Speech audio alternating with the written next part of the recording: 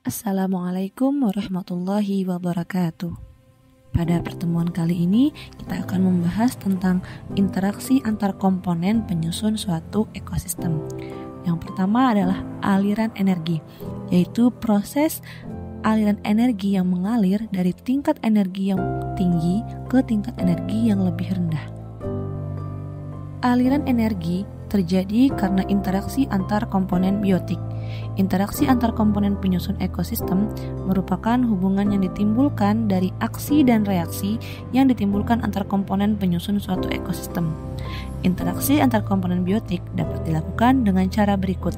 Yang pertama, rantai makanan, dan yang kedua, jaring-jaring makanan pada suatu ekosistem. Apa itu rantai makanan?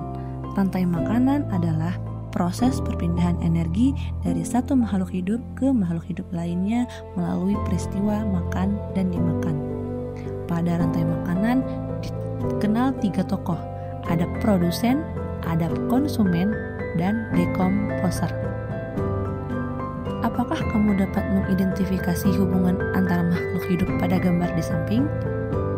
Makhluk hidup dapat berperan sebagai sumber energi atau sumber makanan bagi makhluk hidup lainnya, sehingga terjadi proses memakan dan dimakan antar makhluk hidup di dalam suatu ekosistem. Simaklah penjelasan berikut. Rantai makanan. Tumbuhan dapat menghasilkan makanan sendiri, sehingga dia disebut sebagai produsen. Tumbuhan dapat menghasilkan makanan sendiri melalui proses fotosintesis. Selanjutnya, kelinci. Kelinci memakan tumbuhan untuk mendapatkan energi. Dalam rantai makanan ini, kelinci berperan sebagai konsumen tingkat 1. Dengan kata lain, yang disebut dengan konsumen tingkat 1 adalah hewan herbivora atau hewan yang memakan tumbuhan. Yang terakhir adalah ular.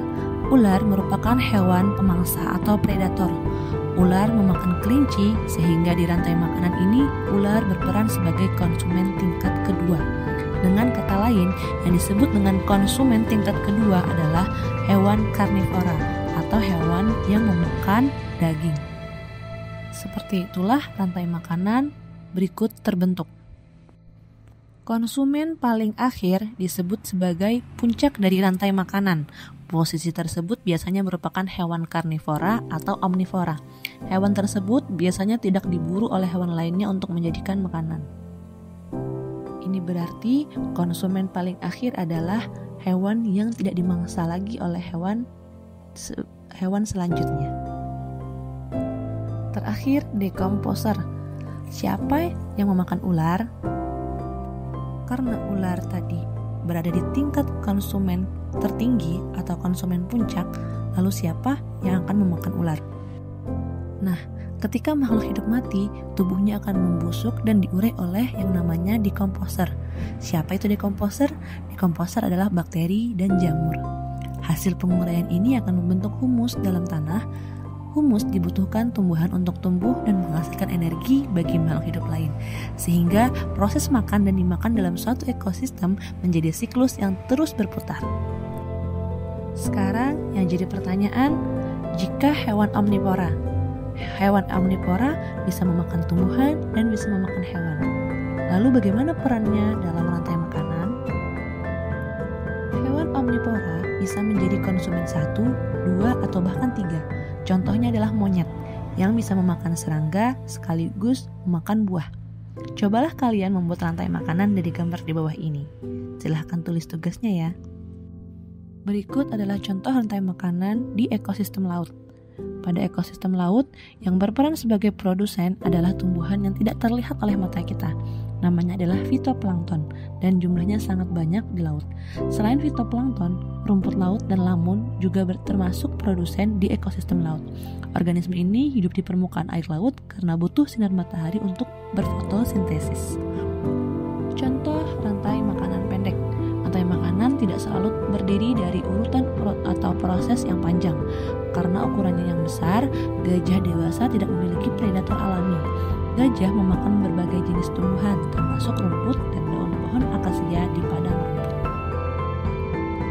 Dalam ekosistem yang luas seperti hutan, terdapat berbagai komponen biotik. Hal ini menyebabkan produsen dapat dimakan oleh lebih dari satu konsumen. Begitu pula sebaliknya, konsumen dapat memangsa lebih dari satu jenis hewan. Lalu bagaimana proses rantai makanan terbentuk dalam ekosistem yang memiliki banyak jenis hewan dan tumbuhan? Peristiwa tersebut disebut dengan jaring-jaring makanan. Kumpulan rantai makanan yang saling berkaitan pada satu ekosistem yang sama. Dapat terjadi karena dalam ekosistem yang luas, banyak makhluk hidup yang tinggal bersama. Apakah kamu dapat mengidentifikasi hubungan antara makhluk hidup pada gambar di bawah ini? Contoh jaring-jaring makanan.